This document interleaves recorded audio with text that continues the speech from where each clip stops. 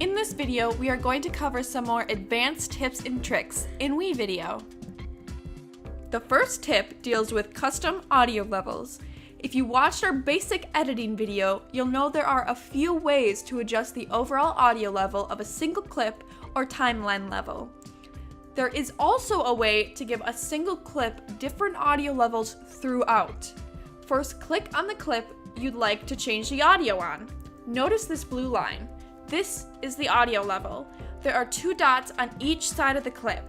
You can click and drag these to make a gradual fade in the audio. Click anywhere along the blue line and it will create another dot to adjust the audio. Double-click this dot to get rid of it. This is really useful when having background music throughout a whole clip, kind of like this video.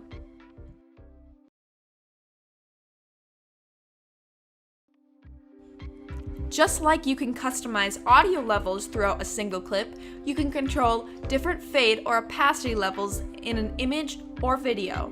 The only difference here is the line representing the opacity of an image is green instead of blue.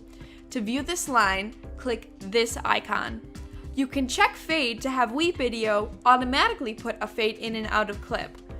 While there is a crossfade transition you can put between clips, being able to customize opacity can be really useful specifically for graphics.